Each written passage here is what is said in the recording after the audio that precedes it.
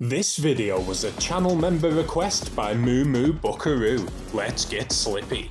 If you can judge a man by the quality of his enemies, then the villain known as the Eel must be one of Marvel's best. This guy's taken on some top superheroes in his time, but unlike most of the evildoers we look at, Eel doesn't seem to have found a home in any single hero's rogue gallery. I'd like to think that's because no lone hero can handle them for long. They've got to hope and pray that another do-gooder catches this slippy bastard's attention. So let's have a look at the kind of man who will stand up and fight anybody from human to mutant to demon. Time for us to feel the original Eel. Strange Tales 112 debuts our fishy foe, and holy shit, an atomic bomb. He uses an atomic bomb against the Human Torch. Jesus Christ. Go hard or go home. Human Torch is getting some shit for all his showboating. A newsman named Braddock is telling the world that Johnny's spectacular superheroics are all glory-seeking stunts. Bit of a discount J. Jonah Jameson. Johnny confronts Braddock on the air, but the stubborn radio host's verbal assault causes Johnny to flame on in anger. Now he just looks like a spoiled brat, and despite all he's done for the people, their opinions of the Torch turn cold. That night, at the home of famous inventor Charles Lawson, a new player serpentines into a life of crime. This purple-garbed perpetrator is none other than the Eel, and he's here to steal something that'll make him the top fish in the pond of crime. Then, as the mysterious intruder seizes a small case. Project X, eh? This is small enough for me to carry, so here comes Lawson himself, aroused by the alarm, no doubt. The Eel? Stop! Don't take that! But as the inventor tries to seize the Eel, can't hold you. A greasy mixture on your outfit renders you as slippery as the creature you're named after. Return that badge, you fool! Not a chance! If you want it so badly, it must be worth thousands! You must have heard of the electric eel. Just like him, when I press this electro actuator, my costume gives off an electric current strong enough to shock anyone into insensibility. But my costume protects me, of course. Returning to his strange craft, the Eel flees through the enshrouded night, then causes his vehicle to alight on the roof of an aquarium on a deserted beach. My special contraption is causing metal plates to swing up in a prefabricated enclosure, which will hide my plane completely. Soon, inside the aquarium. My little pets. The world would be amazed to know that Leopold Stryke, the aquarium's law-abiding caretaker, is none other than society's newest menace, the Eel. I've spent every penny I saved from my criminal pursuits to buy my plane and other equipment, and it's proven to be well worth the cost. I forced the bag open, now to examine its contents. Some kind of miniature machine. There's a lever on its side. Shall I press it? No, I'd better not. No telling what might happen if I did. Well, even though I don't know what the gadget's for, I know it must be worth a fortune, so I'll sell it through a fence. Meanwhile, newsflash! Professor Lawson has announced the Eel stole a bag containing a miniature radioactive atomic pile from him.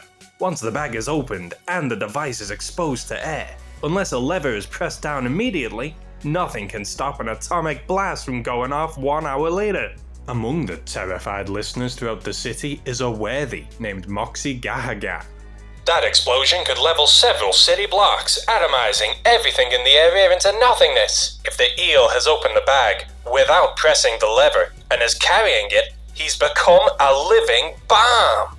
Whoa! Shortly, Moxie, who happens to be the Eel's fence for disposing of stolen goods, has a caller. I brought you a real beaut this time, Moxie. Hey, what's eating you? The lever! Did you pull down the lever when you opened the professor's bag? No, I didn't. But how did you know who I took this from? It's on the radio! You're a living bomb! Get out of here with that atomic pile before you blow up the whole neighborhood! The device may explode any time now! Oh shit, he's accidentally stolen a bomb. Incredible. And news travels fast. There's a rogue atomic device lost in the city somewhere, so Johnny flies into action. Teaming up with that inventor who somehow developed a device that tracks the weird slick on Eel's supersuit. Human Torch tracks down the Gooey goon, no problem. But first, we've got to bully the thing, don't we? Johnny's tracer leads him to Ben first because Ben holds a cheeky note from the Eel himself, bragging about his crimes, dude. Eel's got the banter. Finally, the torch happens upon the fishy foe as Eel drops the bomb off in the woods where he thinks it'll detonate harmlessly, so he's not a complete monster then. But that hot-headed hero Johnny won't let Eel away without some explaining. Oh dude, the Eel was ready for him. He also stole a gun that draws water from the clouds and unleashes a torrent of hydro horsepower. How's Torch getting out of this one? Ha! Just as I knew it would. The aqua attractor caused the underground water level to geyser up and give you a shower bath. My flame! The water's putting it out! But flame or no flame, I can still get the info I want out of you. Ah! Think so? You forget my costume's electric shock capability. Have a free jolt on me, buddy boy. You'll get a charge out of it. You flamed on again? What happened now? You outsmarted yourself. Your electric massage reactivated my molecular flames, converting me into the torch again. Now I'll show my gratitude by melding that aqua attractor toy of yours out of existence before it gets you into more trouble. But damn dude, even disarmed, Eel has a plan. He offers Johnny a chance to abandon the Fantastic Four and join his gruesome twosome. But Burn Boy refuses the call to evil. Eel has no choice. He reveals where he hid the bomb and is arrested as the torch flies off to disarm. Oh! Maybe not disarm then, but Torch does absorb the blast and redirects it safely so nobody ends up killed. And the whole saga does make that Braddock fella realise Johnny doesn't do heroism for glory, so nice one there, Eel. In his debut story, Eel threatened the entire city and almost killed the Human Torch. Yeah, it was kinda by accident, but if that's by accident, imagine what he could do on purpose. Let's see. Strange Tales 117. One of the most elusive criminals of all time, Stanley is sure. He's been in one issue and he got captured. Look out New York City, Eel is back, baby! And as the news breaks, Johnny is shitting himself. I mean, he did almost die last time. Torch speeds to the prison to investigate, but well, look who he bumps into on the street outside. A quick fire flame puts Eel back in his cage. Good issue, bit quick though. Oh my god. When Eel is brought back, we learn from the warden that Eel never broke out of prison. He'd been released after serving his time already. He stole an atomic bomb like 3 issues ago and he's already back out. Eel is allowed to walk free with just some threatening words to the Torch, but even though he's out legally, for now, Johnny knows that Eel is too slippery for his own good. And considering he's meant to be the dumb one of the Fantastic Four, Johnny is bang on the money. Leopold Stryke is back in business, and to everyone but the Torch, that's quite a shock. The untrusting Human Torch patrols the night skies, but Eel's far too crafty for that fire-headed fool. Jewelry shops and bank robberies are for chumps. Eel is a new breed of mastermind, and he proves it by going straight for a famous stamp collection. That fiend. Storm is livid when the news breaks. He's positive this was the ever-evil Eels doing, but he has no proof. But Leopold gets cocky after his success. He's swimming with the big fish now. No more small stakes. He wants it all. And the newspaper story about the world's most valuable ruby, right here in New York, whets the Eel's appetite. Oh no, it was a trap! Human Torch threw out the bait and caught himself an eel, but that slippery bastard's got a backup plan. Eel leaps out the building and sticks to his escape copter. The Eel's tricks help him escape justice, but now Johnny knows he's back up to his old tricks. The fire's been lit beneath the Human Torch. But what hope does Johnny have at stopping an absolute mastermind like the Eel? Eel's too crafty for the hot hero, so it takes the real genius of the family, Sue, to tip torch off to the fact that the Eel's copter has pontoons. It must be parked on the water. So Johnny investigates local ponds, rivers, and aquariums. But the Eel strikes first and the ball's on him. He bear hugs the torch and the intense heat doesn't bother him because Eel's made his costume out of asbestos grease. Uh-oh, dude. Now I don't know who's in more danger. Johnny's strength has become his weakness, as without his flame force, he crumbles to the awesome might of the Eel. Eel wins! Go Eel! High above the fish tanks, and oh shit, he's gonna chuck him in a shark tank. Eel's more sinister than we thought. Luckily, Johnny regains consciousness just before he becomes chum. The self-combusting clown has been oil in Eel's water for too long. Time to turn up the voltage. Johnny goes on the offensive, messing with the tank controls and using his heat to reverse Eel's electroblast, shocking the oily outlaw with his own gimmick.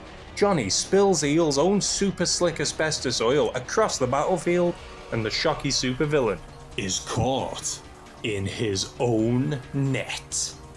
The Eel's strength has become his weakness as he slips and slides right into the fish tank containing electric eels. The aquatic aftershock of the frightful fishies takes all the fight out of Leopold. But even after all this defeat, Eel swears he'll get him next time. This story was better than the first. It was more classic Marvel villainy from Eel. He looks more like the type to rob a bank rather than hold the city ransom with a bomb, even accidentally. He defo fits street level more, I think. Oh, Eel, I've just said you're better on the street level. Why are you messing with the filthy muties? X-Men issues 22 and 23. Let's see if Eel can clean up these gene freaks. Ooh, hang on a minute, dude. The Unicorn, Porcupine, Scarecrow. This might actually be a cool crew. Who the hell's this guy? The X-Men have been smashing it lately. They've earned a holiday. The team all split up for some rest and relaxation. Except Xavier. He doesn't really do nothing anyway though. But there's no rest for the wicked. Count Nefaria has reassembled his Margier and added supervillain lieutenants to make his mob more powerful than ever. But he keeps getting his ass kicked by Iron Man. Nefaria needs new blood in his organization, and to prove he's not racist, he wants it to be mutants. And X-Men divided are easy targets. First, the Plant Man, that green guy was Plant Man, takes down Jean Grey. Dude, that's the Phoenix, and Plant Man took her down. Bloody hell. And the rest of Nefaria's boys rush to cross out the rest of the X-Men. Scarecrow puts Angel through hell. Porcupine makes the Beast ugly. But unfortunately, our boy the Eel hits melting point against the Iceman when Cyclops butts in. No fair, mate. It takes 2 original X-Men to make the Eel fizzle out. Lucky his good buddy Unicorn finishes the fight for him, but Eel takes no shit from this laser beaming lunatic and stands up against Unicorn's bad-mouthing. Good for you, Eel. It doesn't matter that they took down the X-Men separately. Count Nefaria's Sinister Six actually succeeded. They could have killed the X-Men while they were KO'd and been real top shit villains. So the Count wants to add the X-Men's peerless power to his super gang, but by defeating the X-Men, his already assembled lieutenants have proven superior to them. I'm starting to see why Iron Man always outsmarts this guy. You've already got a more powerful gang right here. Wouldn't it be funny if the X-Men, who always refused Magneto's cause, said yes to joining Count Nefaria's Mega Margier? They obviously refuse, but that would have been pretty good banter. The villains' plan to hold America hostage for millions using the X-Men crumbles, and sadly, Nefaria's Super Squad falls apart over infighting over the money. Eel is defeated by Unicorn's money-hungry power horn, but Unicorn messes up Iron Man, so there's no shame in losing this fight. Grimo the Eel was the only team member to lose his 1v1 with an X-Man, but he's proven himself a team player, and that's important in this line of work. As we see in Daredevil, issue 6. I've been wanting to talk about Mr. Fear for ages, but maybe next October will be his year. For now though, let's get a glimpse of the gang that put the fright in the fearless hero, the Fellowship of Fear. What is this original scheme, dude? Eel, in an all-new green costume, has joined forces with Ox of the Enforcers to hire a camera crew to film their robbery, so people think it's just a movie, but the crime is actually real. Stan Lee, you've done it again. It's a shame that here comes Daredevil, the man without fear. Shame for Daredevil, that is. Double D can't get a grip on the eel thanks to his special gooey coating, making him too slippy for the Scarlet Satan, while the power-hungry Ox only has to land one punch to send Hornhead right to hell. The Eel and the Ox escape blind justice when the leader of their outfit, the sinister Mr. Fear, emerges to send a chill up Daredevil's spine with his fear toxin, pellets. The gas turns Matt more yellow than his costume, forcing the man with fear to flee. They've done it? What a team! They must be the best of friends, right? Not so. Turns out the frightful Fear has strong-armed the Eel's assistance in his crime spree through those very same fear-inducing pellets. Our pal Eel is as much a victim as an accomplice. The Fellowship of Fear's first foray into fiendishness went okay, but that damn Daredevil survived. He's still out there. No worries though. The Oogie Boogie Boys have a plan to give the devil his due. They're gonna lure him in with this cool statue of himself. The villain's lair is this wax museum, you see, so Daredevil's gonna learn of their sick statue and come running right into their trap. And the plan only bloody works. Late at night on the hunt for the Terror Trio, Daredevil comes knocking. Hilariously, Ox and Eel pretend to be statues to catch Daredevil off guard, but his super senses pick up the breathing and heartbeats. Nice try, fellas. Matt kicks the shit out of both of them, but not even Daredevil can handle the thrill in 3. Mr. Fear takes aim. But Foggy Nelson, ladies and gentlemen. Foggy steps in to give his buddy a hand, but even a hero like Fog Devil can't win them all. The Ox lands a lucky hit and the Fellowship flee, while DD is distracted. Then, the next day. The police will never expect us to return to the museum. We'll be safe here while we get the loot we hid. I've let you carry the ball till now, but you've botched up almost everything. I can do better without you. Watch your tongue, Eel. Remember, I've got my fear gun again. Maybe the Eel's right. You ain't such great shakes. I ought to go back with the Enforcers. Say no more until we pull our next job. I'll prove to you how unbeatable I am. Now, let's get our hidden loot and blow this town. Don't forget, my fear gun can make anyone my slave. I've only begun my career. Daredevil was merely a passing interlude. An interlude that hasn't yet ended. Who said that? I was hoping you'd ask. It gets mighty tiresome standing like a statue all that time. Once again, Eel goes all in, but Mr. Fear finds out you can't force good teamwork. Eel and Ox accidentally sniff one of the boss's petrifying pellets, and both freak out. And yet, Eel still steps up to fight Daredevil. Dude, he's a normal man who uses a scary animal theme and gadgets to flaunt the law, and he overpowers fear toxin by pure willpower. Eel is Marvel's Batman.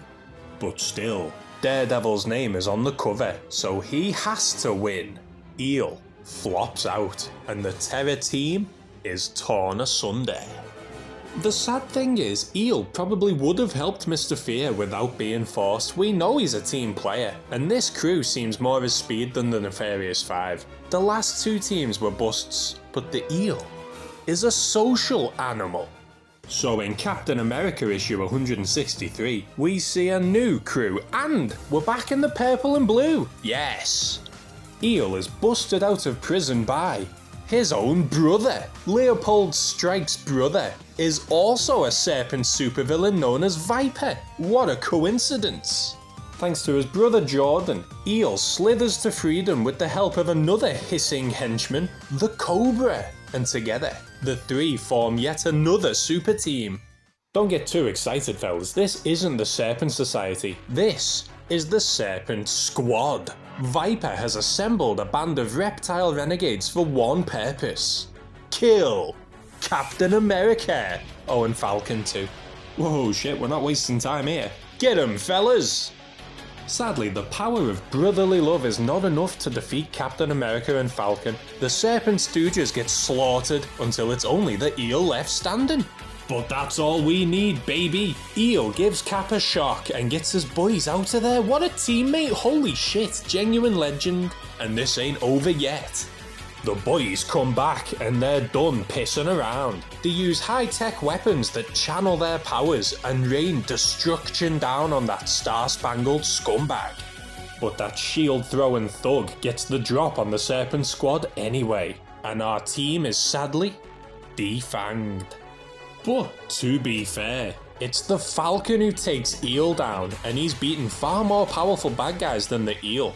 Remember the time Falcon defeated Scorpion? Falcon's busted as hell. The Serpent Squad is revitalized in issue 180, but it's not a cause for celebration. A turning point in the life of the Eel. His dear brother Jordan, the Viper, is assassinated by Madam Hydra. She's got her own ideas for this creepy crawly crew, and under the alias of Viper, which she steals from his corpse, she's gonna slither to the top.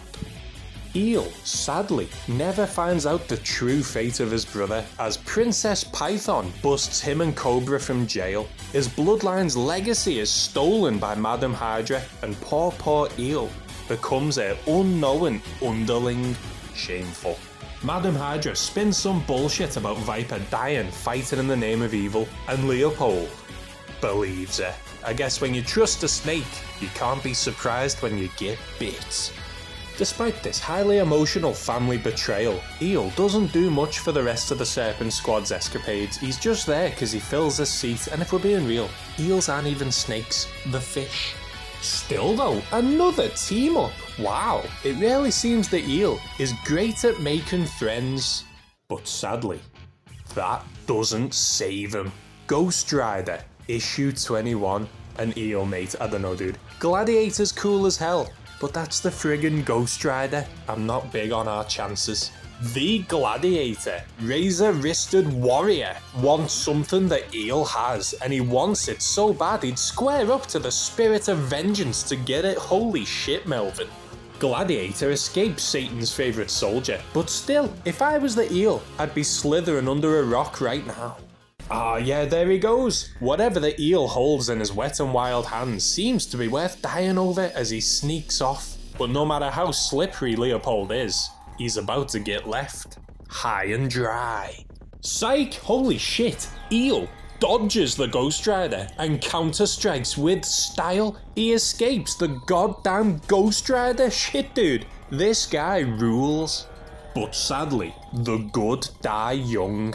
Ghost Rider follows a scream to find the Eel's corpse, cut down by none other than the Gladiator. Eel had bitten off more than he could chew, stealing a weapon from the wrong villain, and our shocking super foe is, sadly, sleeping with the fishes. This dude was like the quintessential henchman. It didn't matter what hero you were going up against, if you wanted Eel there, he was there. What a bro. But the cruel universe just kept screwing him. First, the cool gadget he thought he was stealing ended up being a bomb. Then, after finally reuniting with his long-lost brother, he loses him for good and works with the killer unknowingly. Then, he's cut down by a fellow villain for being in the wrong place at the wrong time. Imagine the money he could have made if he'd just been a super mercenary. But alas, the world was too cruel for a creature as beautiful as the Eel.